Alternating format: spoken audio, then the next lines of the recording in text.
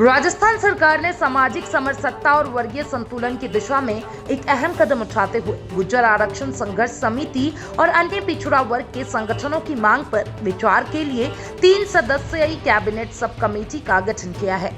मुख्यमंत्री भजनलाल शर्मा की मंजूरी के बाद यह आदेश मंत्रिमंडल सचिवालय द्वारा जारी किया गया, जो राज्य की राजनीति और सामाजिक समीकरणों के लिहाजे से बेहद महत्वपूर्ण माना जा रहा है।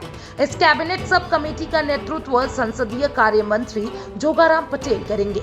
उनके साथ सामाजिक न्याय और अधिकारिता मंत्री अविनाश गहलोत और राज्य मंत्री जवाहर सिंह बेडम सदस्य होंगे। समिति के सदस्य सचिव के रूप में अतिरिक्त मुख्य सचिव को नियुक्त किया गया है, जो प्रशासनिक स्तर पर समन्वय का कार्य करेंगे।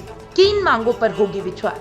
यह समिति गुर्जर और ओबीसी समाज द्वारा उठाई गई प्रमुख मांगों पर चर्चा, समीक्षा और समाधान के लिए बनाई गई है।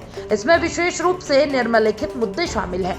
एमबीसी मोस्ट बैकवर्ड क्लास वर्ग के 5% आरक्षण को संविधान की 9वीं अनुसूची में शामिल करना, पुरानी भर्तियों के आरक्षण रोस्टर का पुनर्लोकन करना, गुर्जर आंदोलन से जुड़े मुकदमे की वापसी, देवनारायण योजना जैसे कल्याणकारी योजनाओं की प्रभावी क्रियान्वयन, शैक्षणिक छात्रवृत्ति, साइकिल स्कूटी योजना जैसी सुविधा की समीक्षा और विस्तार। इससे पहले भरतपुर के पीलूपुरा में आयोजित महापंचायत में गुर्जर समाज ने सरकार को 60 दिनों का अल्टीमेटम दिया था। गुर्जर नेता विजय बैसला ने सरकार के इस कदम का स्वागत किया है।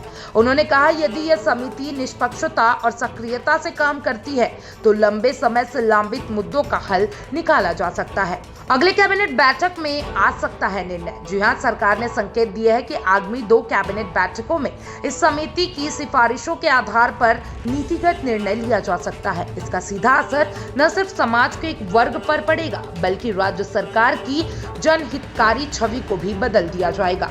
जी हां, राजस्थान सरकार का यह कदम सामाजिक न्याय की दिशा में एक ठोस पहल के रूप में देखा जा रहा है। गुर्जर और ओबीसी समाज के प्रतिनिधियों के साथ संवाद की प्रक्रिया यदि ईमानदारी से आगे बढ़ती रही तो इससे वर्षों से चले आ रहे आरक्षण और कल्याणकारी योजनाओं से जुड़े विवाद का समाधान संभव हो सकता है।